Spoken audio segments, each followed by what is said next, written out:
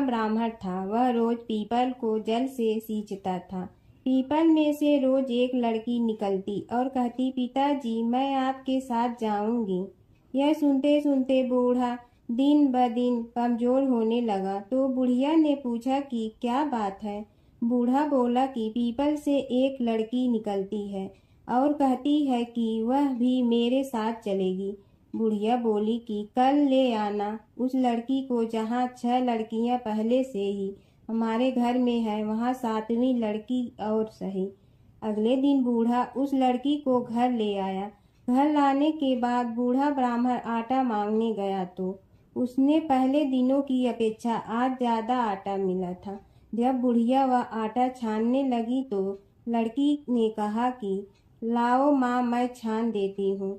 जब वह आटा छानने बैठी तो परात भर गई। उसके बाद माँ खाना बनाने जाने लगी तो लड़की बोली कि आज रसोई मैं बनाऊंगी। तो बुढ़िया बोली कि ना, तेरे हाथ जल जाएंगे। लेकिन लड़की नहीं मानी। वह रसोई में खाना बनाने गई तो उसने तरह तरह के 36 व्यंजन बना डाले और आज सभी ने भर पेट खाना खाया। इससे पहले वह आधा पेट भूखा ही रहते थे। रात हुई तो बुढ़िया का भाई आया और कहने लगा कि दीदी मैं तो खाना खाऊंगा। बुढ़िया परेशान हो गई कि अब खाना कहाँ से लाऊंगी। लड़की ने पूछा कि क्या बात है माँ। उसने कहा कि तेरा मामा आया है और रोटी खाएगा, लेकिन रोटी तो सबने खा ली है, अब उसके लिए कहाँ से लाऊंगी। लड़की बोली कि तू चिंता मत कर माँ, मैं बना दूंगी। और वह रसोई में गई और मामा के लिए 36 व्यंजन बना दी। मामा ने भरपेट खाया और कहा भी कि ऐसा खाना इससे पहले उसने कभी नहीं खाया है। बुढ़िया ने कहा कि भाई तेरी बावनी भाजी है, उसी ने बनाया है। शाम हुई तो लड़की बोली कि माँ चौका लगा के चौके का दिया जला देना, कोठे में मैं सोऊंगी। बुढ़िया बोली कि ना बेटी, तू डर जाएगी। लेकिन वह बोली कि ना माँ, मैं नहीं डरूंगी, मैं अंदर कोठे में ही सोऊंगी। वह कोठे में ही जाकर सो गई। आधी रात को लड़की उठी और चारों ओर आंख मारी तो धन ही धन हो गया। वह बाहर जाने लगी तो एक बूढ़ा ब्राह्मण सो रहा था। उसने देखा तो कहा कि बेटी तू कहाँ चली। लड़की बोली कि मैं तो दरिद्रता दूर करने आई थी, अगर तुम्हें दूर करवानी है तो करवा लो। उसने बूढ़े के घर में भी आँख से देखा तो चारों ओर धन ही धन हो गया। सुबह सवेरे सब उठे तो लड़की को ना पाकर उसे ढूंढने लगे कि पावनी बेटी कहाँ चली गई। बूढ़ा ब्राह्मण बोला कि वह तो लक्ष्मी माता थी, जो तुम्हारे साथ मेरी दरिद्रता भी दूर कर गई। हे लक्ष्मी माता, जैसे आपने उनकी दरिद्रता दूर की, वैसे ही सबकी करना।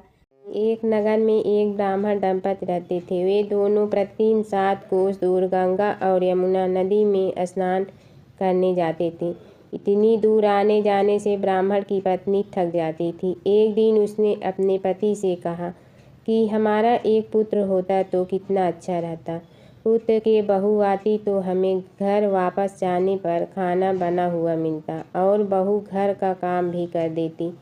अपनी पत्नी की बात सुनकर ब्राह्मण ने कहा कि तूने बात तो सही कही है, चल मैं तेरे लिए बहू ला ही देती हूँ। ब्राह्मण ने कहा कि एक पोटली में आटा डालकर कुछ मोहरे रख दे। ब्राह्मण के कहे अनुसार उसने पोटली बांध कर दे दी। पोटली लेकर ब्राह्मण चला गया। ब्राह्मण सफ़र के दौरान यमुना के किनारे बहुत ही सुंदर लड़कियां दिखाई दी। वे रेत में घर बनाकर खेल रही थीं। उनमें से एक लड़की ने कहा कि मैं अपना घर नहीं बिगाड़ूंगी, मुझे तो रहने के लिए एक घर चाहिए। लड़की की बात सुनकर ब्राह्मण मन ही मन सोचने लगा कि बहू बनाने के लिए यही लड़की उचित है। जब वह लड़की जाने लगी तो ब्राह्मण भी उसके पीछे पीछे उसके घर तक चला गया। वहां जाकर ब्राह्मण ने उस लड़की से कहा, बेटी किसी के घर खाना नहीं खाता, मैं अपने साथ आटा लेकर आया हूँ। तुम अपनी माता से पूछो कि क्या वह मेरे लिए आटा छान कर 4 रोटी बना देंगी। यदि वह मेरा आटा छान कर रोटी बनाएंगी तो ही मैं रोटी खा लूँगा।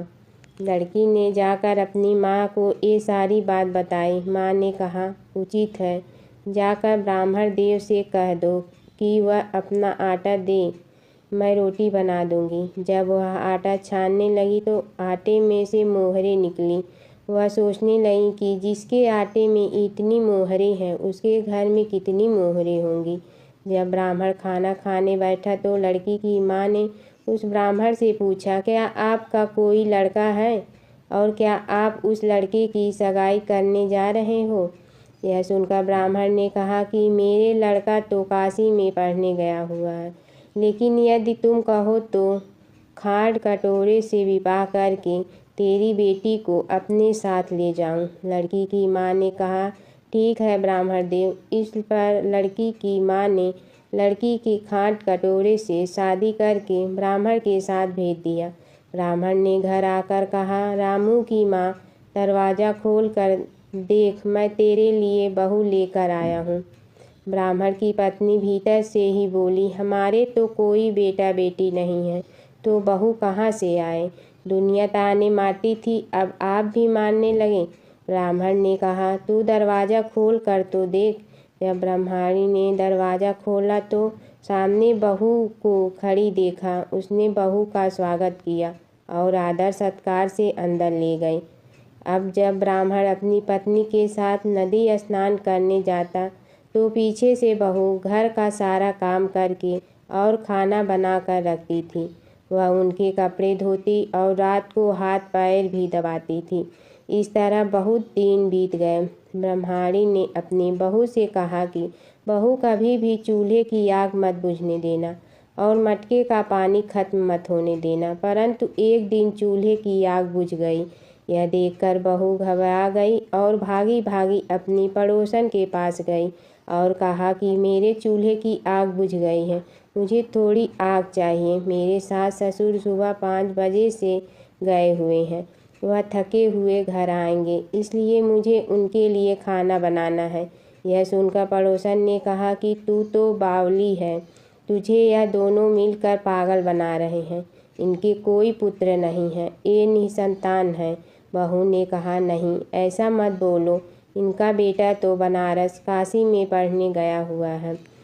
इस पर पड़ोसन ने कहा कि यह तुझे झूठ बोलकर लाए हैं, मेरी बात सच मान, इनके कोई बेटा नहीं है। अब बहू पड़ोसन की बातों में आ गई और कहने लगी कि अब आप ही बताओ मैं क्या करूं। पड़ोसन ने कहा कि क्या है, जब तुम्हारे सास ससुर आए तो जली हुई रोटियां बना कर देना और बिना नमक की दाल बना कर देना। खीर की करछी दाल में और दाल की करछी खीर में डाल देना। पड़ोसन ने उसे अच्छे से सिखा पढ़ा दिया। फिर जब उसने सास ससुर घर आए तो उसने न तो उनका आदर सत्कार किया, ना ही उनके कपड़े धोए। जब उसने सास ससुर को खाना दिया तो सास बोली, बहू आज यह रोटियां जली हुई क्यों हैं और दाल भी अलूनी है। तब बहू ने पलट कर कहा कि एक दिन ऐसा खाना खा लोगे तो कुछ बिगड़ नहीं जाएगा। तुम्हारा सास ससुर को खड़ी खोटी सुनाकर वह फिर से पड़ोसन के पास गई और बोला कि अब आगे क्या करना है। पड़ोसन ने कहा कि अब तुम सातों कोठों की चाबी मांग लेना। अगले दिन जब भी स्नान करने के लिए जाने लगे तो बहू अड़ गई कि मुझे तो सातों कोठों की चाबी चाहिए। तब ससुर ने कहा कि इसे चाबी दे दो। तब सास ने बहू को चाबी दे दी। सास ससुर के जाने के बाद जब बहू ने दरवाजे खोले तो देखा कि किसी में अन्न भरा है, किसी में धन भरा है और किसी कोठे में बर्तन पड़े हैं। जब उसने सबसे ऊपर का 7वां कोठा खोला तो देखा कि शिव जी, पार्वती माता, लक्ष्मी, गणेश जी, पीपल पथवारी, कार्तिक के ठाकुर, राई, दामोदर, तुलसी जी का बिड़वा, गंगा, यमुना और 33 कोटि देवी देवता विराजमान है। वहीं पर एक लड़का चंदन की चौकी पर बैठा माला जप रहा है। यह सब देखकर उसने लड़के से पूछा कि तुम कौन हो। तब लड़का बोला कि मैं तेरा पति हूँ, अभी दरवाज़ा बंद कर दे, जब मेरे माता पिता आएंगे तब दरवाज़ा खोलना। यह सब देखकर बहू बहुत खुश हुई और 16 श्रृंगार कर सुंदर वस्त्र पहनकर अपने सास ससुर का इंतजार करने लगी। उसने अपने सास ससुर के लिए अच्छे अच्छे पकवान बनाए। जब उसके सास ससुर घर पर आए तो उसने उनका आदर सत्कार किया और प्रेम पूर्वक खाना खिलाया और हाथ पैर दबाने लगी। पैर दबाते दबाते बहू ने कहा कि माँ, आप इतनी दूर गंगा यमुना स्नान करने के लिए जाती हो तो आप थक जाती हो, इसलिए आप घर पर ही स्नान क्यों नहीं कर लेती। यह सुनकर सास कहने लगी कि बेटी, गंगा यमुना घर पर तो नहीं बहती हैं। तब उसने कहा, हाँ माँ जी, बहती हैं, चलो मैं आपको दिखाती हूँ। जब बहू ने 7वां कोठा खोल कर दिखाया तो उसमें शिव जी, पार्वती जी, गणेश जी, लक्ष्मी जी, पीपल पथवारी, कार्तिक के ठाकुर, राई दामोदर, तुलसी जी का बिड़वा गंगा यमुना बह रही थी और 33 कोटि देवी देवता विराजमान हैं। वहीं चौकी पर बैठा एक लड़का माला जप रहा है। माँ ने उसे देखकर कहा कि बेटा, तुम कौन हो? लड़का बोला, माँ, मैं तेरा बेटा हूँ। तब ब्रह्माणी ने पूछा कि तू कहाँ से आया है? लड़के ने जवाब दिया कि मुझे कार्तिक ने भेजा है। माँ ने कहा, बेटा, यह संसार कैसे मानेगा कि तू मेरा बेटा है? माँ ने कुछ विद्वान पंडितों से मदद मांगी। पंडितों ने कहा, इस पार बहू बेटा खड़े हो जाए और उस पार माँ खड़ी हो जाए। माँ ने चमड़े की अंगिया पहनी हो और छाती में से दूध की धार निकलकर बेटे की दाढ़ी मूछ भिगे और पवन पानी से गठजोड़ा बंधे, तब मानेंगे कि यह इस माँ का बेटा है। उसने ऐसा ही किया। चमड़े की अंगिया फट गई और छाती में से दूध की धार निकलकर बेटे की दाढ़ी मूछ भीग गई। पवन पानी से बहू बेटे का गठजोड़ा बंध गया। यह सब देखकर ब्राह्मण और उसकी पत्नी की खुशी का ठिकाना न रहा। गणेश और बुढ़िया माई की कथा। एक बुढ़िया थी, वह बहुत ही गरीब और दृष्टिहीन थी। उसके एक बेटा और बहू थी। वह बुढ़िया सदैव गणेश जी की पूजा किया करती थी। एक दिन गणेश जी प्रकट होकर उस बुढ़िया से बोले, बुढ़िया माँ, तू जो चाहे सो मांग ले। बुढ़िया बोली, मुझे तो मांगना नहीं आता, कैसे और क्या मांगूं? तब गणेश जी बोले, अपने बहू बेटे से पूछ कर मांग ले। तब बुढ़िया ने अपने बेटे से कहा, गणेश जी कहते हैं तू कुछ मांग ले, बता मैं क्या मांगूं? पुत्र ने कहा, माँ तू धन मांग ले। बहू से पूछा तो बहू ने कहा, नाती मांग ले।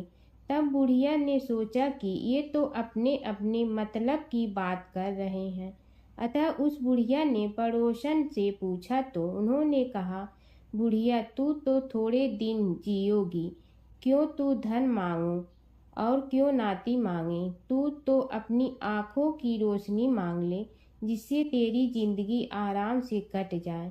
इस पर बुढ़िया बोली, यदि आप प्रसन्न हैं तो मुझे 9 करोड़ की माया दे, निरोगी काया दे, अमर सुहाग दे, आँखों की रोशनी दे, नाती दे, पोता दे और सब परिवार को सुख दे और अंत में मोक्ष दे।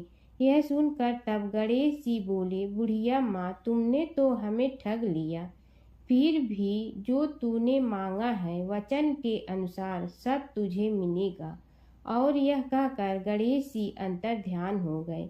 उधर बुढ़िया माँ ने जो कुछ मांगा वह सब कुछ मिल गया। हे गणेश जी महाराज, जैसे तुमने उस बुढ़िया माँ को सब कुछ दिया वैसे ही सबको देना। बुढ़िया माई को मुक्ति दी तुलसी माता की कथा। एक बुढ़िया माई तुलसी जी को सींचती और कहती कि हे तुलसी माता, सत की दाता, मैं तेरा बिडला सींचती हूँ, मुझे बहू दे, पीताम्बर की धोती दे, मीठा मीठा घास दे, बैकुंठा में वास दे, चटक की चाल दे, पटक की मोद दे, चंदन का काठ दे, रानी सा राज दे, दाल भात का भोजन दे, 11 की मौत दे, कृष्ण जी का कंधा दे। तब तुलसी माता यह सुनकर सूखने लगी तो भगवान ने पूछा कि हे तुलसी, तुम क्यों सूख रही हो? तुलसी माता ने कहा कि एक बुढ़िया रोज आती है और यही बात कह जाती है, मैं सब बात तो पूरा कर दूंगी, लेकिन कृष्ण का कंधा कहाँ से लाऊंगी? तो भगवान बोले, जब वो मरेगी तो मैं अपने आप कंधा दे आऊँगा, तू बुढ़िया माई से कह देना। जब बुढ़िया माई मर गई, सब लोग आ गए। जब माई को ले जाने लगे तो वह किसी से न उठी। तब भगवान एक 12 बरस के बालक का रूप धारण करके आए। बालक ने कहा, मैं कान में एक बात कहूँगा तो बुढ़िया माई उठ जाएगी। बालक ने कान में कहा, बुढ़िया माई मन की निकाल ले, पीताम्बर की धोती ले, मीठा मीठा घास ले, बैकुंठा का वास ले, चटक की चाल ले, पटक की मोत ले, कृष्ण जी का कंधा ले। यह सुनकर बुढ़िया माई हल्की हो गई। भगवान ने कंधा दिया और बुढ़िया माई को मुक्ति मिल गई। हे तुलसी माता, जैसे बुढ़िया माई को मुक्ति दी वैसे सबको देना है। माता सीता की कथा। यह कहानी सीता माता कहती थी और श्री राम इसे सुना करते थे। एक दिन श्री राम भगवान को किसी काम के लिए बाहर जाना पड़ा तो सीता माता कहने लगी कि भगवान, मेरा तो 12 वर्ष का नित्य नियम है। अब आप बाहर जाएंगे तो मैं अपनी कहानी किसे सुनाऊंगी। श्री राम ने कहा कि तुम कुएं की पाल पर जाकर बैठ जाना और वहाँ जो औरतें पानी भरने आएंगी उन्हें अपनी कहानी सुना देना। सीता माता कुएं की पाल पर जाकर बैठ जाती हैं। एक स्त्री आई, उसने रेशम की जड़ी की साड़ी पहन रखी थी और सोने का घड़ा ले रखा था। सीता माता उसे देख कहती हैं कि बहन, मेरा 12 वर्ष का नित्य सुन लो। पर वह स्त्री बोली कि मैं तुम्हारा नित्य सुनूंगी तो मुझे घर जाने में देरी हो जाएगी और मेरी सास मुझसे लड़ेंगी। उसने कहानी नहीं सुनी और चली गई। उसकी रेशम जड़ी की साड़ी फट गई, सोने का घड़ा मिट्टी के घड़े में बदल गया। सास ने देखा तो पूछा कि ये किसका दोष अपने सिर लेकर आ गई है। बहू ने कहा कि कुएं पर एक औरत बैठी थी, उसने कहानी सुनने के लिए कहा, लेकिन मैंने सुनी नहीं, जिसका यह फल मिला है। बहू की बात सुनकर अगले दिन वही साड़ी और घड़ा लेकर सास कुएं की पाल पर गई। सास को वहीं माता सीता बैठी मिली तो माता सीता ने कहा कि बहन, मेरी कहानी सुन लीजिए। सास बोली कि एक बार छोड़, मैं तो 4 बार कहानी सुन लूंगी।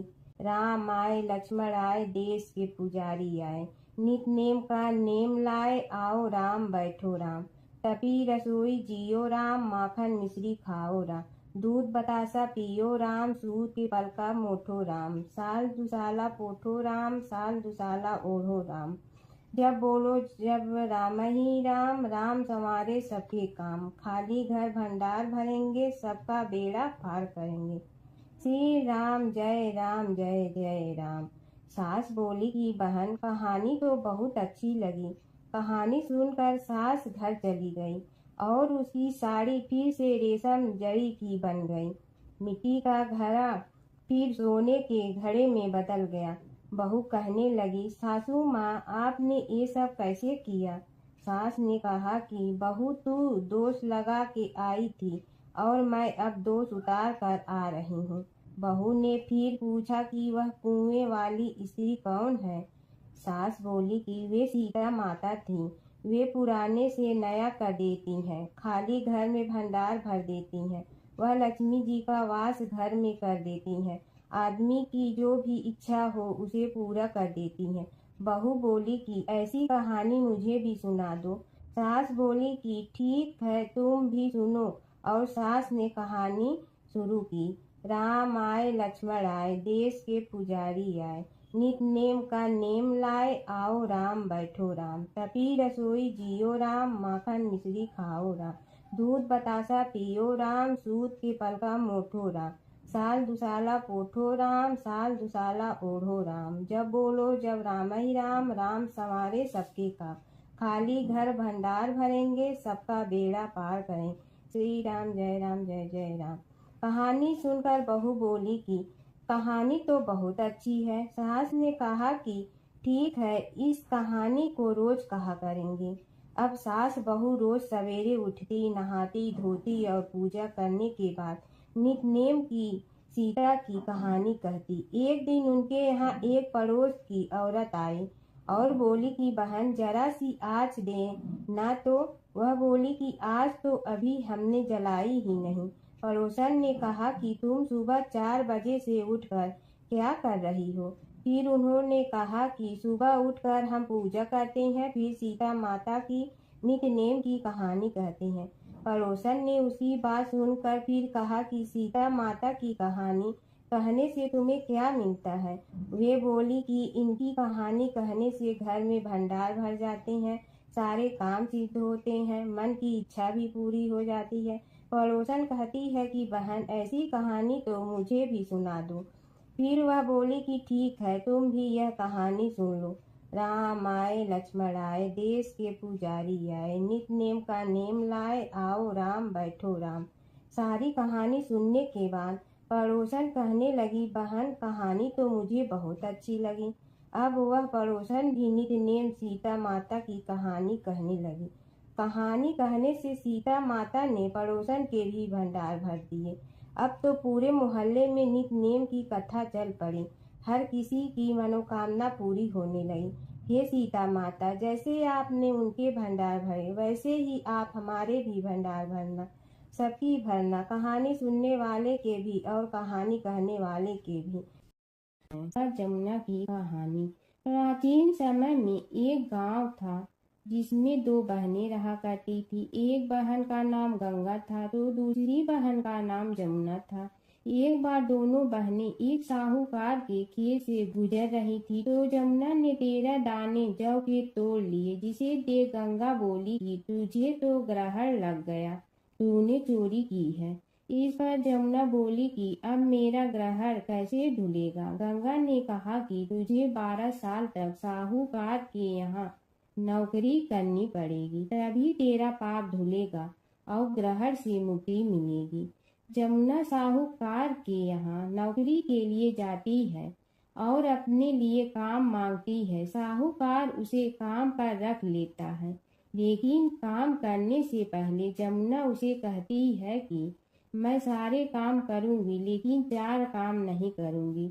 जूठे बर्तन नहीं मांजूंगी, झाड़ू नहीं लगाऊंगी, बिस्तर नहीं बिछाऊंगी और दिया नहीं जलाऊंगी।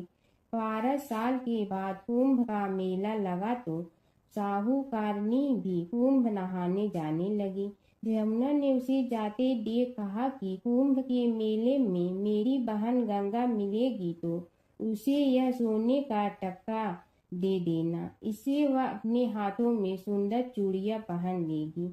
साहूकारनी ने कुंभ के मेले में गंगा को वह सोने का टका दे दिया। गंगा ने उनसे वह टका लेते हुए कहा कि मेरी बहन को कहना कि उसके 12 वर्ष पूरे हो गए हैं, अब वह वहां वापिस आ जा। साहूकार व साहूकारनी वापिस घर आए तब जमुना मटके में पानी भर रही थी। दोनों जमुना से बोले कि हमने सोने का वह टका तेरी बहन गंगा को दे दिया था और उसने कहा है कि तेरे 12 वर्ष पूरे हो गए हैं, इसलिए अब तुम वापिस जाओ। यह समाचार सुनते ही जमुना सहस्त्र धारा में बदल गई और बहने लगी। जमुना जी का यह रूप देखकर साहूकार और साहूकारनी परेशान हो गई थी। हमारे घर में जमुना माता ने काम किया, हमें तो अब ग्रहण लग गया है, हम यह ग्रहण कैसे उतारेंगे? जमुना भागकर गंगा माता के पास चली गई। गंगा ने जमुना से पूछा कि तुम साहूकारनी से कुछ कहकर आई हो या ऐसे ही बिना बताए आ गई? तब जमुना बोली कि मैं तो कुछ भी बताकर नहीं आई हूँ। गंगा ने कहा कि जा उन्हें धीरज दे आ, नहीं तो उन्हें जीवन भर असंतोष ही रहेगा। गंगा के कहने पर जमुना माता ने साहूकारनी को सपने में दर्शन दिए और कहा कि तुम दोनों उल्टे माथे क्यों पड़े हो, जाओ उठकर खाओ पियो। तब दोनों बोले कि हम कैसे उठे, हमें तो ग्रहण लगा है। क्योंकि हमने उल्टे सीधे और पता नहीं कितने नीच कार्य आपसे कराए हैं। तब जमुना जी बोली कि तुम्हें ग्रहण नहीं लगा है, ग्रहण तो मुझे लगा था कि मैंने तुम्हारे खेत से 13 दाने जौ के चुराए थे। मैं तो अपना ग्रहण उतारने तुम्हारे घर आई थी। मेरा ग्रहण तुम्हारे घर में 12 वर्ष तक रहने से उतर गया है और मेरी मुक्ति हो गई है। जमुना जी ने कहा कि तुम्हें कोई ग्रहण नहीं लगा है, उल्टे मेरे 12 वर्ष तक यहाँ रहने से तुम्हारी भी मुक्ति हो गई है। यह कहकर जमुना जी स्वप्न से चली गई। दोनों उठकर देखते हैं कि उनके घर में पहले से भी अधिक धन हो गया है। हे जमुना माता, जैसे आपने साहूकार व साहूकारनी की मुक्ति कराई, वैसे ही आप अपने सभी भक्तों की करना। बसेरे की कहानी। किसी गांव में एक भाट व एक जाट रहता था। दोनों में घनिष्ठ मित्रता थी। एक बार जाट अपनी बहन के घर जाने को तैयार हुआ तो भाट अपनी ससुराल जाने को तैयार हुआ। दोनों साथ चल पड़े तो रास्ते में रुककर एक कुएं की मुंडेर पर बैठ गए। जाट ने भाट से कहा कि नगर बसेरा कर लेते हैं। इस पर भाट बोला कि तू ही नगर बसेरा कर ले, मैं तो अपनी ससुराल जा रहा हूँ, वहाँ खूब खातिर होगी मेरी, तू कर ले नगर बसेरा।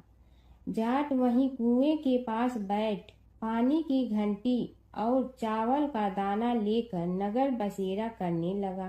नगर बसेरा करने के साथ जाट कहने लगा कि नगर बसेरा जो करे सो मल धोवे पाँव, ताता माड़ा तापसी देगी मेरी माँ, माँ देगी मावशी तेगी द्वारका का वास, मीठा मीठा घास वृंदावन का वास, 5 कुल्ठी छठी रास, मेरी जीवड़ो श्री कृष्ण के पास, डालू पानी हो जाए घी, झट से निकल जाए मेरा जी। यह सब कर कर कि वह जाट बहन के पास चल पड़ा। जाट की बहन ने भाई के आने पर उसकी खातिर की खी बूरा के साथ भाई को जिमाया। दोनों ने बैठकर ढेर सारी बातें की।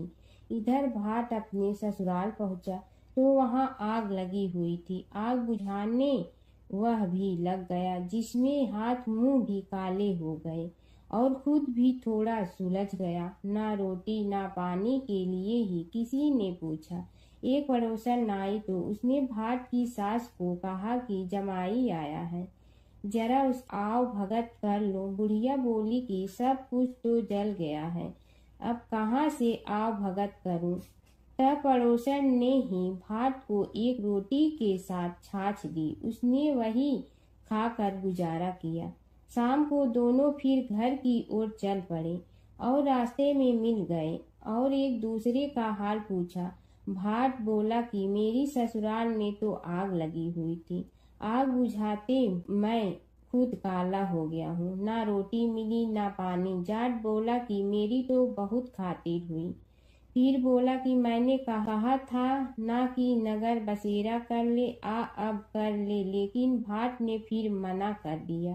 कहने लगा कि चाहे रोटी दे या न दे, तेरी तो माँ है, दही चूरमा का पेड़ा धरा पाएगा। भाट ने फिर नगर बसेरा नहीं किया, जाट ने कर लिया। नगर बसेरा जो करे सो मल धोवे पाँव, ताता माड़ा तापसी देगी मेरी माँ, माँ देगी मावशी देगी द्वारका का वास, मीठा मीठा घास वृंदावन का वास, 5 कुल्ठी छठी रास, मेरा जीवड़ो श्री कृष्ण के पास, डालू पानी हो जाए घी, झट से निकल जाए मेरा जी। करके वह चल पड़ा। घर पहुँचते ही जाट की मावशी ने बहुत लाड प्यार किया। उधर भाट घर गया तो उसकी भैंस खो गई थी। बाप एक लाठी रखे तो दूसरी उठाए और कहने लगा कि ससुराल गया तो आग लगा दी, अब यहाँ आया तो भैंस खो दी। बाप ने कहा कि पहले भैंस लेकर आ, तभी रोटी पानी मिलेगा। सारा दिन भाट भैंस ढूंढता रहा, लेकिन उसे भैंस नहीं मिली। जाट और भाट की मुलाकात फिर से बाजार में हो गई। जाट ने भाट के हाल चाल पूछे तो भाट बोला कि आते ही भैंस खो गई, बस उसी दिन से भैंस ढूंढ रहा हूँ। रोटियां का तो पूछो ही मत। जाट ने कहा कि मैंने तो पहले ही कहा था कि नगर बसेरा कर ले।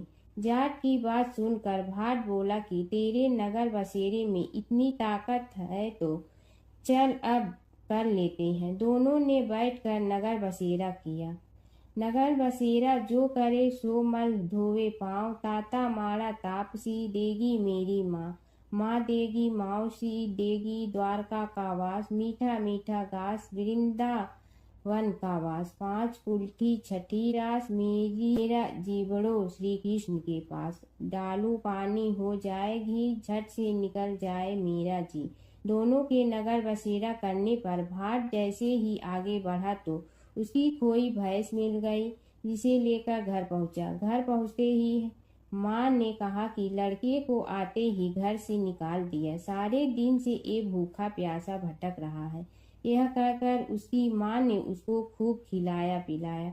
इस घटना के बाद सारे नगर में ढिंढोरा पिटवा गया कि तब कोई अपने पीहर या सास से आते जाते नगर बसेरा करें। जैसे भाट को नगर बसेरा करने का फल मिला, वैसे ही हर किसी को मिले। एक समय की बात है कि विष्णु भगवान का विवाह लक्ष्मी जी के साथ निश्चित हो गया।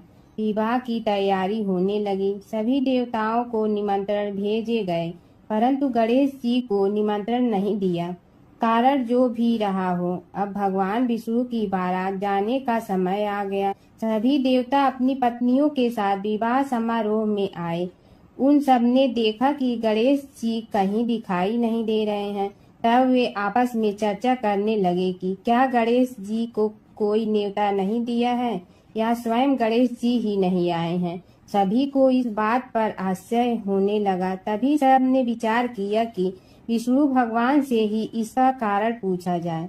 विष्णु भगवान से पूछने पर उन्होंने कहा कि हमने गणेश जी के पिता भोलेनाथ महादेव को न्योता भेजा है। यदि गणेश जी अपने पिता के साथ आना चाहते हैं तो आ जाते, अलग से न्योता देने की कोई आवश्यकता भी नहीं थी। दूसरी बात यह है कि उनको 1.25 मन मूंग, 1.25 मन चावल, 1.25 मन घी और 1.25 मन लड्डू का भोजन दिन भर में चाहिए। यदि गणेश जी नहीं आएंगे तो कोई बात नहीं, दूसरे के घर जाकर इतना सारा खाना पीना अच्छा भी नहीं लगता।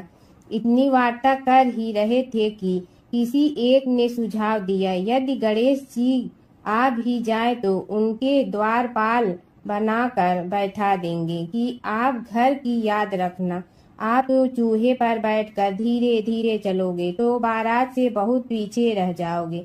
यह सुझाव भी सबको पसंद आ गया तो विष्णु भगवान ने भी अपनी सहमति दे दी। होना क्या था कि इतने में गणेश जी वहां आ पहुंचे और उन्हें समझा बुझा कर घर की रखवाली करने बैठा दिया गया। बारात चल रही थी, तब नारद जी ने देखा कि गणेश जी तो दरवाजे पर ही बैठे हुए हैं, तो वे गणेश जी के पास गए और रुकने का कारण पूछा। गणेश जी कहने लगे कि विष्णु भगवान ने मेरा बहुत अपमान किया है। नारद जी ने कहने लगे कि अपनी मूसक देना को आगे भेज दे तो वह रास्ता खोद देगी, जिससे उनके वाहन धरती में धंस जाएंगे। तब आपको सम्मान पूर्वक बुलाना पड़ेगा। अब तो गणेश जी ने अपनी मूसक सेना जल्दी से आगे भेज दी और सेना ने जमीन पोली कर दी। जब बारात वहां से निकली तो रथों के पहिए धरती में धंस गए। लाख कोशिश करे परंतु पहिए नहीं निकले। सभी ने अपने अपने उपाय किए परंतु पहिए तो नहीं निकले, बल्कि जगह जगह से टूट गए। किसी की समझ में नहीं आ रहा था कि अब क्या किया जाए। तब तो नारद जी ने कहा, आप लोगों ने गणेश जी का अपमान करके अच्छा नहीं किया।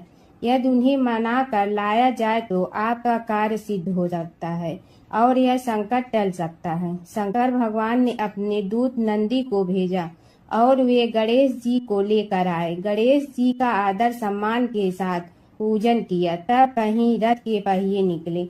अब रथ के पहिए निकल के परंतु टूट फूट गए तो उन्हें सुधारे गए। पास के खेत में खाती काम कर रहा था। उसे बुलाया गया। खाती अपना कार्य करने के पहले श्री गणेशाय नमः कहकर गणेश जी की वंदना मन ही मन करने लगा। देखते ही देखते खाती ने सभी पहियों को ठीक कर दिया। तब खाती कहने लगा कि हे देवताओं, आपने सर्वप्रथम गणेश जी को नहीं मनाया होगा और न ही उनकी पूजन की होगी, इसीलिए तो आपके साथ यह संकट आया है। हम तो मूर्ख अज्ञानी हैं, फिर भी पहले गणेश जी को पूजते हैं, उनका ध्यान करते हैं। आप लोग तो देवतागण हैं, फिर भी आप गणेश जी को कैसे भूल गए?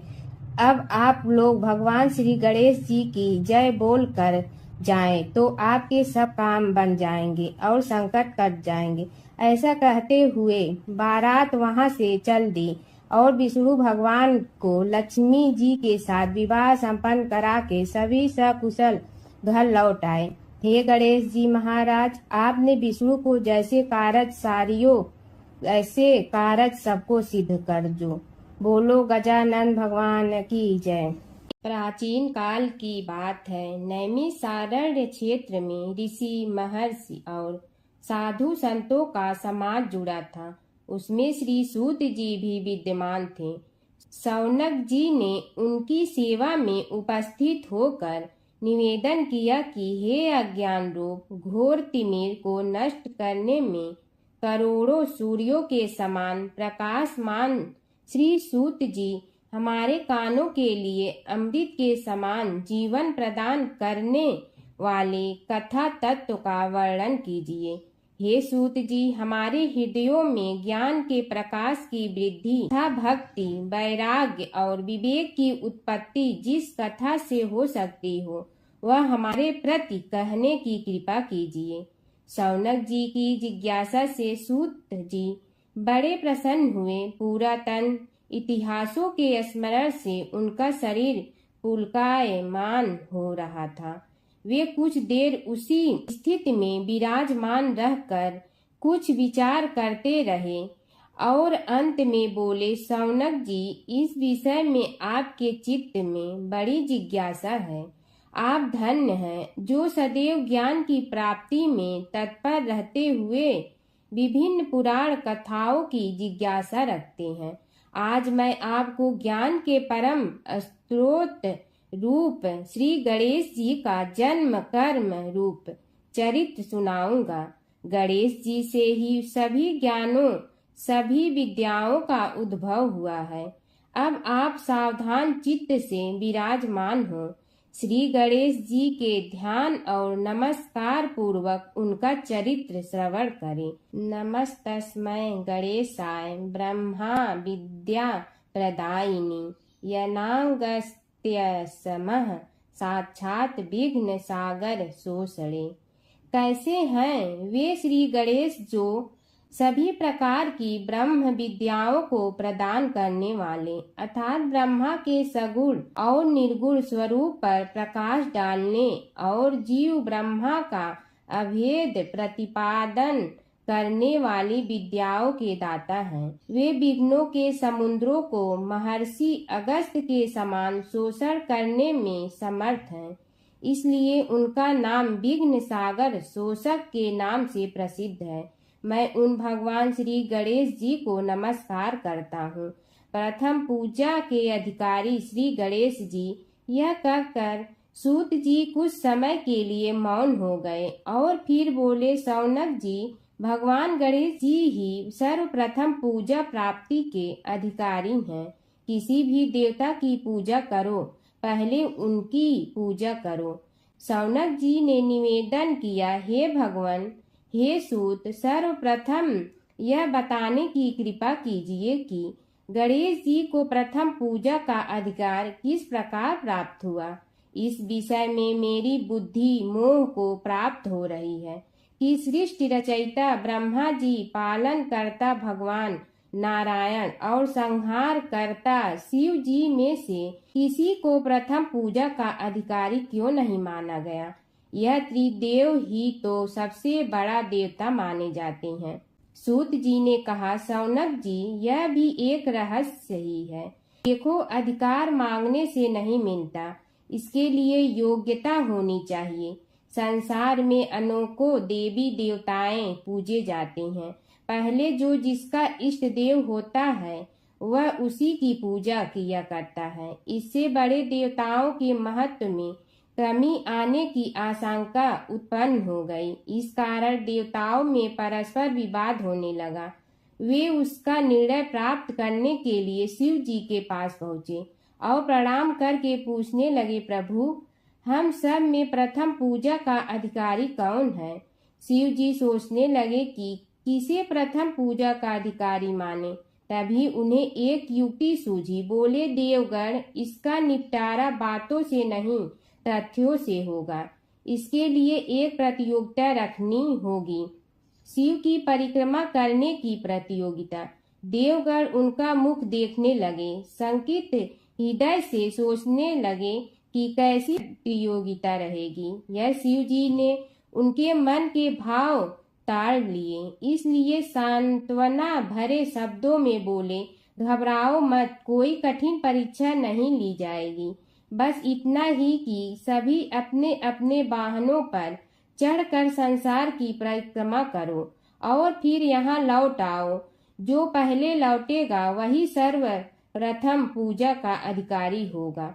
अब क्या देर थी, सभी अपने अपने वाहन पर चढ़कर दौड़ पड़े।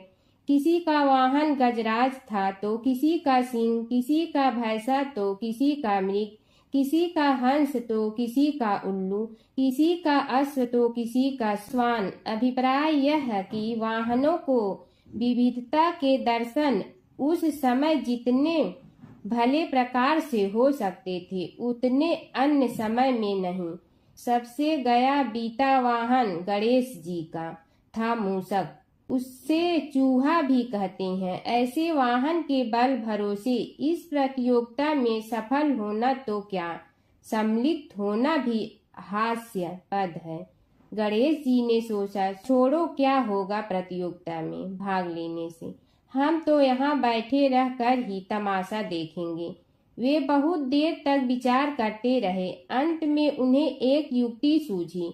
शिव जी स्वयं ही जगदाता हैं, यह संसार उन्हीं का प्रतिबिंब है, तब क्यों न इन्हीं की परिक्रमा कर ली जाए। इनकी परिक्रमा करने से ही संसार की परिक्रमा हो जाएगी। ऐसा निश्चय कर उन्होंने मूषक पर चढ़कर शिव जी की परिक्रमा की और उनके समक्ष जा पहुँचे। शिव जी ने कहा, तुमने परिक्रमा पूर्ण कर ली? उन्होंने उत्तर दिया, जी हाँ। शिव जी सोचने लगे कि इसे तो यहीं घूमते हुए देखा, फिर परिक्रमा कैसे कराया। देवताओं का परिक्रमा करके लौटना आरंभ हुआ और उन्होंने गणेश जी को वहां बैठे देखा तो माथा ठनक गया। फिर भी साहस करके बोले, अरे तुम विश्व की परिक्रमा के लिए नहीं गए? गणेश जी ने कहा, अरे मैं कब का यहाँ आ गया। देवता बोले, तुम्हें तो कहीं भी नहीं देखा। गणेश जी ने उत्तर दिया, देखते कहाँ से, समस्त संसार शिव जी में विद्यमान है। इनकी परिक्रमा करने से ही संसार की परिक्रमा पूर्ण हो गई। सूत जी बोले, शौनक, इस प्रकार गणेश जी ने अपनी बुद्धि के बल पर ही विजय प्राप्त कर ली। उनका कथन सत्य था, इसलिए कोई विरोध करता भी तो कैसे। बस उसी दिन से गणेश जी की प्रथम पूजा होने लगी। सूत जी बोले, हे शौनक जी, यह एक तथ्य है कि गणेश जी ही उसके पात्र हैं।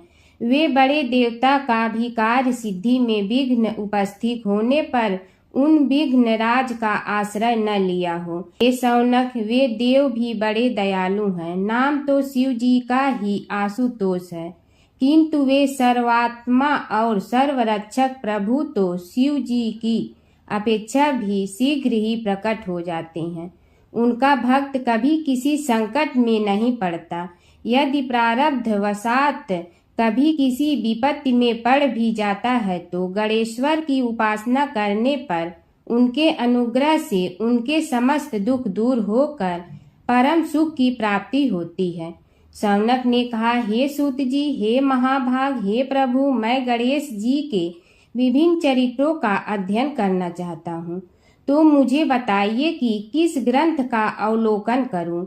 हे दयामय, आपको तो उनके समस्त चरित्र विदित है कि यदि आप ही उन्हें सुनाने की कृपा करें तो मेरा अत्यधिक उपकार होगा।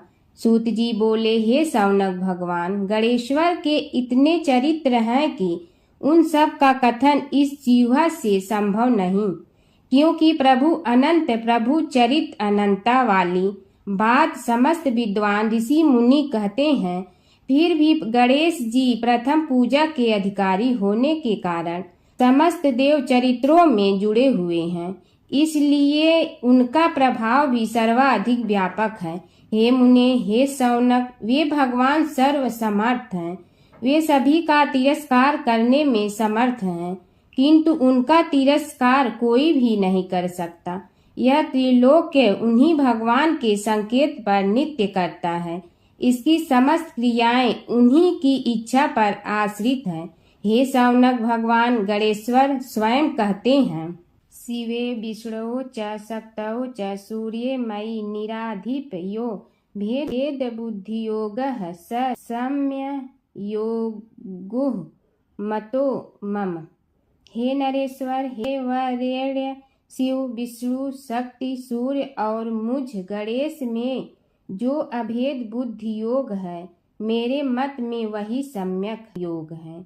इससे यह भी सिद्ध है कि समस्त देवता उन्हीं के स्वरूप हैं, वे ही भगवान विभिन्न कार्य रूपों के अनुसार अपना भिन्न भिन्न नाम रखते हैं। हे मुनि श्रेष्ठ, उन सब देवताओं के चरित्र भी उन्हीं गणराज के चरित्र हैं। यद्यपि सब चरित्र एक ही ग्रंथ में मिलने में संभव नहीं है, फिर भी गणेश्वर के अनेकों प्रमुख चरित्रों का वर्णन गणेश पुराण में हुआ है। राजा सोमकांत का वृत्तांत कथन।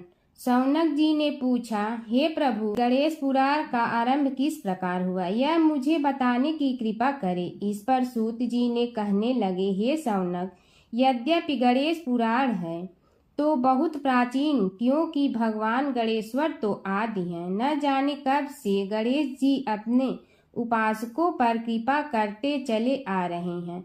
उनके अनंत चरित्र हैं, जिनका संग्रह एक महापुराण का रूप ले सकता है। उसे एक बार भगवान नारायण ने नारद जी को और भगवान ने शंकर और जगन जननी पार्वती जी को सुनाया था। बाद में वही पुराण संक्षेप रूप में ब्रह्मा जी ने महर्षि वेद व्यास को सुनाया और फिर व्यास जी ने महर्षि भृगु को सुनाया। भृगु ने कृपा करके सौराष्ट्र के एक राजा सोमकांत को सुनाया था। तब से वह पुराण अनेक कथाओं में विस्तृत होता रहा और अनेक कथाओं से रहित होता हुआ अनेक रूप में प्रचलित है। शौनक जी ने पूछा, भगवान, आप यह बताने का कष्ट करें कि राजा सोमकांत कौन था, उसने महर्षि से गणेश पुराण का श्रवण कहाँ किया था, उस पुराण के श्रवण से उसे क्या क्या उपलब्धियां हुई। हे नाथ, मुझे श्री गणेश्वर की कथा के प्रति उत्कंठा बढ़ती ही जा रही है।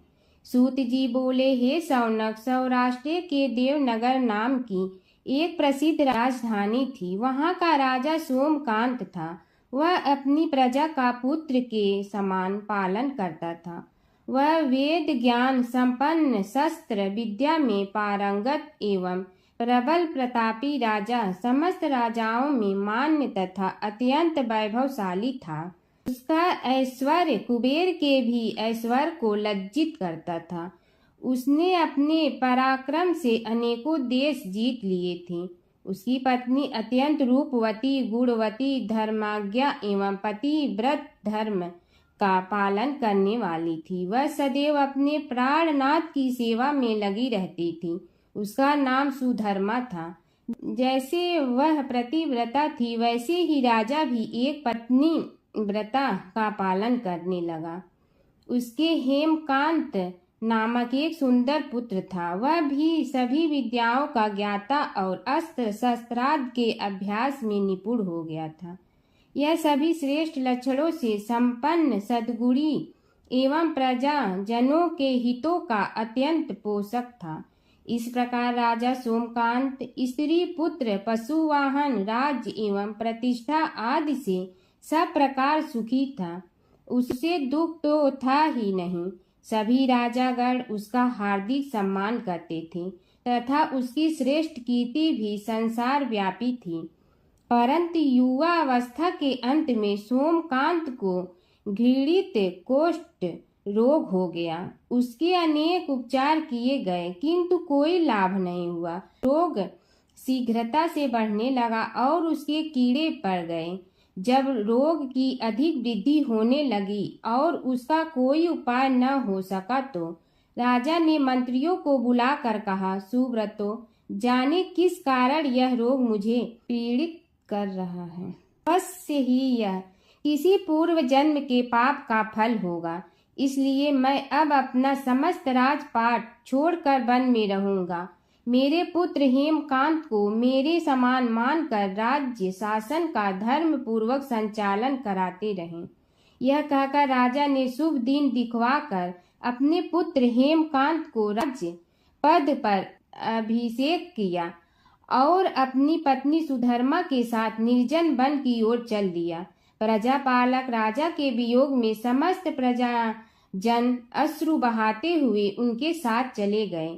राज्य की सीमा पर पहुंचकर राजा ने अपने पुत्र अमात्यगण और प्रजाजनों को समझाया, आप सब लोग धर्म के जानने वाले, श्रेष्ठ आचरण में तत्पर एवं सहृदय हैं।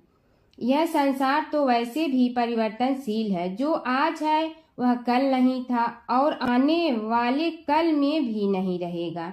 इसलिए मेरे जाने से दुख का कोई कारण नहीं है। मेरे स्थान पर मेरा पुत्र सभी कार्यों को करेगा। इसलिए आप सब उसके अनुशासन में रहते हुए उसे सदैव सम्मान करते रहें। फिर पुत्र से कहा, बेटा, यह स्थिति सभी के समझ आती रही है। हमारे पूर्व पुरुष भी परंपरागत रूप से वृद्धावस्था आने पर वन में जाते रहे हैं। मैं कुछ समय पहले ही वन में जा रहा हूँ तो कुछ पहले या पीछे जाने में कोई अंतर नहीं पड़ता। यदि कुछ वर्ष बाद जाऊं तब भी मोह का त्याग करना ही होगा। इसलिए हे वत्स, तुम दुखित मत हो और मेरी आज्ञा मानकर राज्य शासन को ठीक प्रकार चलाओ। ध्यान रखना, क्षत्रिय धर्म का कभी त्याग न करना और प्रजा को सदा सुखी रखना। इस प्रकार राजा सोमकांत ने सभी को समझा बुझाकर वहां से वापस लौट आया और स्वयं अपनी पतिव्रता भार्या के साथ वन में प्रवेश किया। पुत्र हेमकांत के आग्रह से उसने सुबल और ज्ञान गम्य नामक 2 आत्माओं को भी साथ ले लिया। उन सब ने एक समतल एवं सुंदर स्थान देखकर वहां विश्राम किया। तभी उन्हें एक मुनि कुमार दिखाई दिया। राजा ने उससे पूछा, तुम कौन हो, कहाँ रहते हो? यदि उचित समझो तो मुझे बताओ। मुनि बालक ने कोमल बाड़ी में कहा, मैं महर्षि भृगु का पुत्र हूँ। मेरा नाम च्यवन है। हमारा आश्रम निकट में ही है। अब आप भी अपना परिचय दीजिए। राजा ने कहा, मुनि कुमार, आपका परिचय पाकर मुझे बड़ी प्रसन्नता हुई। मैं सौराष्ट्र के देवनगर नामक राज्य का अधिपति रहा हूँ। अब अपने पुत्र को राज्य देकर मैंने अरण्य की शरण ली है। मुझे कुष्ठ रोग अत्यंत पीड़ित किए हुए हैं। उसकी निवृत्ति का कोई उपाय करने वाला हो तो कृपा कर मुझे बताइए। मुनि कुमार ने कहा, मैं अपने पिताजी से अपना वृतांत कहता हूँ, फिर वे जैसा कहेंगे आपको बताऊंगा। यह कहकर मुनि बालक चला गया और कुछ देर में ही आकर बोला, राजन, मैंने आपका वृतांत अपने पिताजी को बताया। उनकी आज्ञा हुई है कि आप सब मेरे साथ आश्रम में चलकर उनसे भेंट करें, तभी आपके रोग के विषय में भी विचार किया जाएगा। राजा सोमकांत के पूर्व जन्म का वृत्तांत भृगु द्वारा वर्णन। राजा अपनी पत्नी और अमात्यों के सहित च्यवन के साथ साथ भृगु आश्रम में जा पहुंचा और उन्हें प्रणाम कर बोला, हे भगवान, हे महर्षि, मैं आपकी शरण हूँ। आप मुझ कुष्ठी पर कृपा कीजिए। महर्षि बोले, राजन, यह तुम्हारे किसी पूर्व जन्म कृत पाप का ही उदय हो गया है। इसका उपाय मैं विचार करके बताऊंगा। आज तो तुम सब स्नान आज से निवृत्त होकर रात्रि विश्राम करो। महर्षि की आज्ञा अनुसार सबने स्नान भोजन आदि के उपरांत रात्रि व्यतीत की और प्रातः काल स्नान आदि नित्य कर्मों से निवृत्त होकर महर्षि की सेवा में उपस्थित हुए। महर्षि ने कहा, राजन, मैंने तुम्हारे पूर्व जन्म का वृत्तांत जान लिया हूँ और यह भी विदित कर लिया है कि किस पाप के फल से तुम्हें इस रोग की प्राप्ति हुई है। यदि तुम चाहो तो उसे सुना दूं। राजा ने हाथ जोड़कर निवेदन किया, बड़ी कृपा होगी मुनिनाथ, मैं उसे सुनने के लिए उत्कंठित हूँ। महर्षि ने कहा, तुम पूर्व जन्म में एक धनवान वैश्य के लाडले पुत्र थे। वह वैश्य विंध्याचल के निकट कौलहार नामक ग्राम में निवास करता था। उसकी पत्नी का नाम सुलोचना था। तुम उसी वैश्य दंपत के पुत्र हुए। तुम्हारा नाम कामद था। तुम्हारा लालन पालन बड़े लाड चाव से हुआ।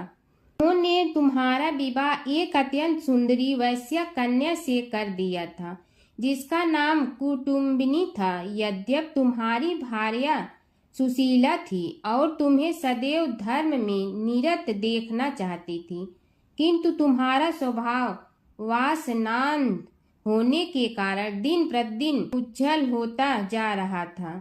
किंतु माता पिता भी धार्मिक थे, इसलिए उनके सामने तुम्हारी उज्ज्वलता दबी रही। परंतु माता पिता की मृत्यु के बाद तुम निरंकुश हो गए और अपनी पत्नी की बात भी नहीं मानते थे। तुम्हें अनाचार में प्रवृत्त देखकर उसे दुख होता था, तो भी उसका कुछ बस न चलता था। तुम्हारी उन्मत्तता चरम सीमा पर थी। अपनों से भी द्वेष और क्रूरता का व्यवहार किया करते थे।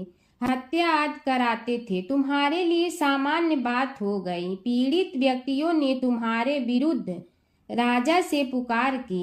अभियोग चला और तुम्हें राज्य की सीमा से भी बाहर चले जाने का आदेश हुआ। तब तुम घर छोड़कर किसी निर्जन वन में रहने लगे। उस समय तुम्हारा कार्य लोगों को लूटना और हत्या करना ही रह गया। एक दिन मध्याह्न काल था। गुणवर्धक नामक एक विद्वान ब्राह्मण उधर से निकला। बेचारा अपनी पत्नी को लिवाने के लिए ससुराल जा रहा था। तुमने उस ब्राह्मण युवक को पकड़कर लूट लिया। प्रतिरोध करने पर उसे मारने लगे तो वह चित्कार करने लगा, मुझे मत मार, मत मार, देख मेरा दूसरा विवाह हुआ है। मैं पत्नी को लेने के लिए जा रहा हूँ। किंतु तुम तो क्रोधवश में ऐसे लीन हो रहे थे कि तुमने उसकी बात सुनकर भी नहीं सुनी। जब उसे मारने लगे तो उसने श्राप दे दिया, अरे हत्यारे, मेरी हत्या के पाप से तो सहस्त्र कल्प तक घोर नरक भोगोगे। तुमने उसकी कोई चिंता न की और सिर काट लिया। राजन, तुमने ऐसी एक नहीं बल्कि अनेक निरीह हत्याएं की थी, जिनकी गणना करना भी पाप है। इस प्रकार इस जन्म में तुमने घोर पाप कर्म किए थे, किंतु बुढ़ापा आने पर जब अशक्त हो गए तब तुम्हारे साथ जो क्रूर कर्मा थे वे भी किनारा कर गए। उन्होंने सोच लिया कि अब तो इसे खिलाना भी पड़ेगा, इसलिए मरने दो यहीं। अमोघ प्रभाव गणेश उपासना का कथन। राजन, अब तुम निरालंब थे, चल फिर तो सकते ही नहीं थे। भूख से पीड़ित रहने के कारण रोगों ने भी घेर लिया। उधर से जो कोई निकलता तुम्हें घृणा की दृष्टि से देखता हुआ चला जाता। तब तुम आहार की खोज में बड़ी कठिनाई से चलते हुए एक जीर्ण शीर्ण देवालय में पहुंचा। उसमें भगवान गणेश्वर की प्रतिमा विद्यमान थी। तब न जाने किस पुण्य के उदय होने से तुम्हारे मन में गणेश जी के प्रति भक्ति भाव जागृत हुआ।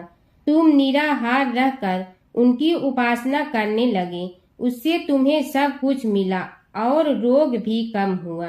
राजन, तुमने अपने साथियों की दृष्टि बचाकर बहुत सा धन एक स्थान पर गाड़ दिया था। अब तुमने उस धन को उसे देवालय के जीर्णोद्धार में लगाने का निश्चय किया। शिल्पी बुलाकर उस मंदिर को सुंदर और भव्य बनवा दिया। इस कारण कुख्याति सुख्याति में बदलने लगी। फिर यथा समय तुम्हारी मृत्यु हुई। यमदूतों ने पकड़कर तुम्हें यमराज के समक्ष उपस्थित किया।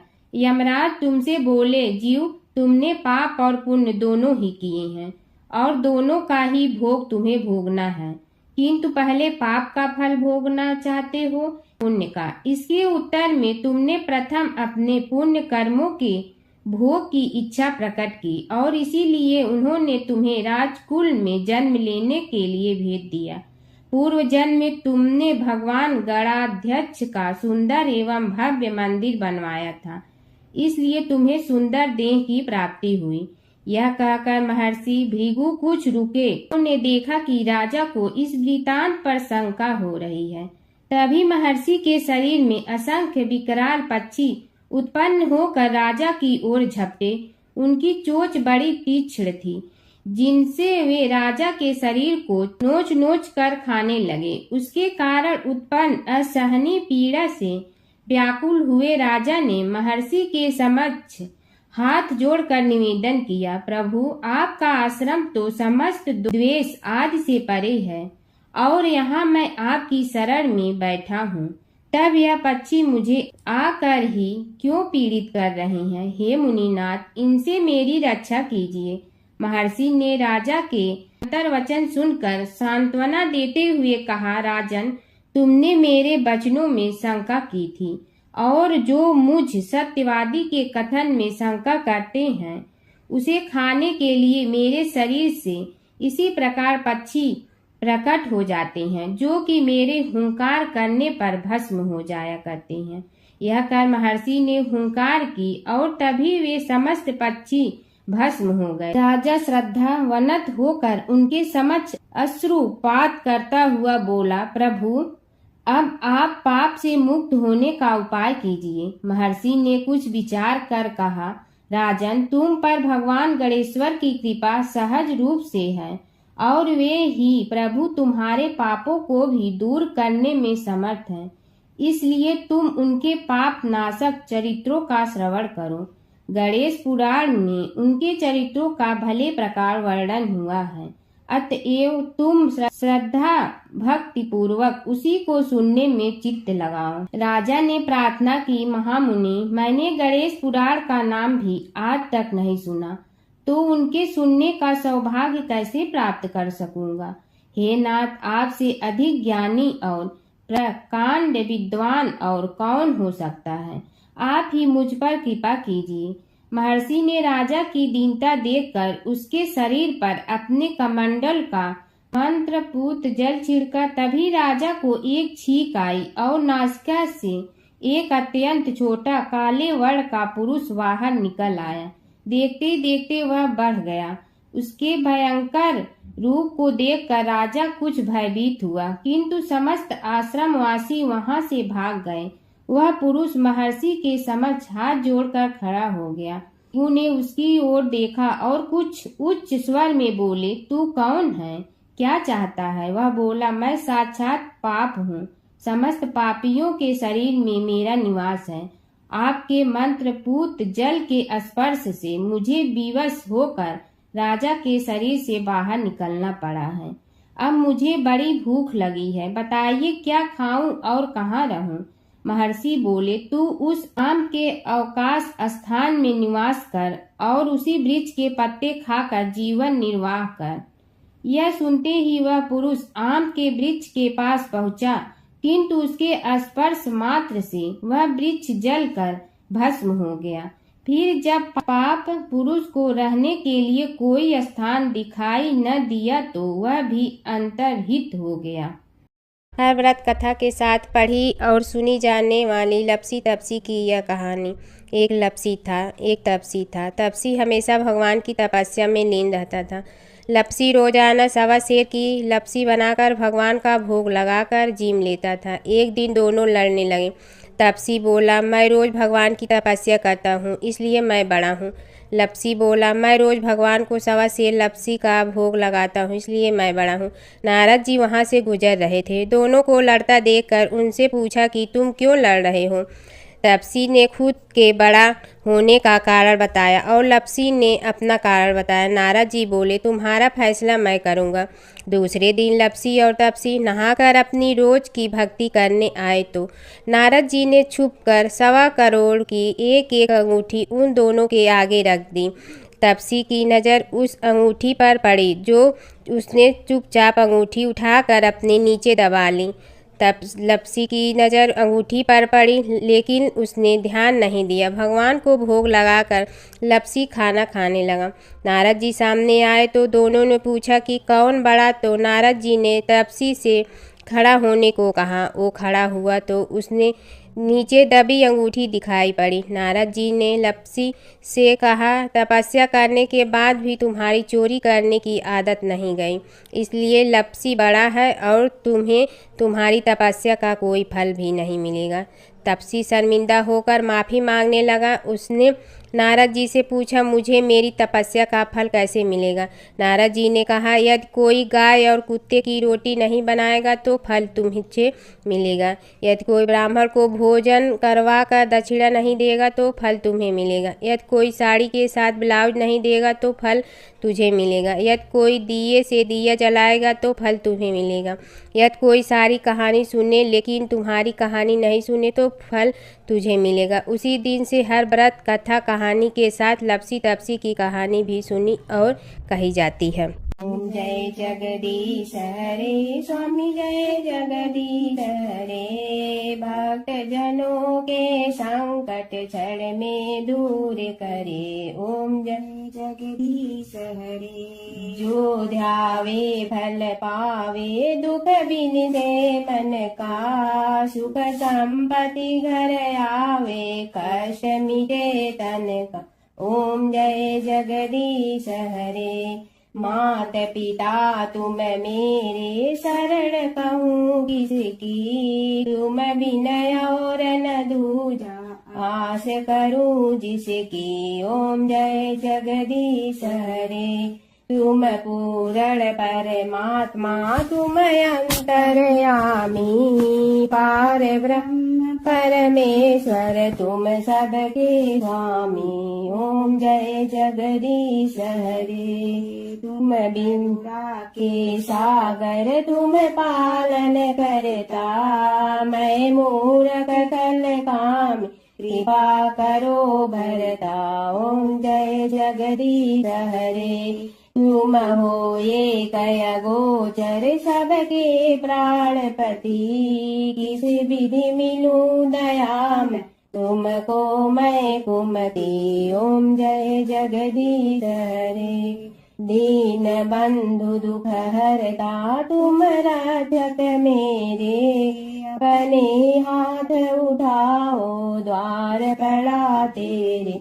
ओम जय जगदीश हरे, विषय विकार मिटा, पाप हरो देवा, श्रद्धा भक्ति बढ़ाओ, संतन की सेवा। ओम जय जगदीश हरे, तन मन धन सब तेरा, स्वामी सब कुछ है तेरा, तेरा तुझको अर्पण क्या लागे मेरा।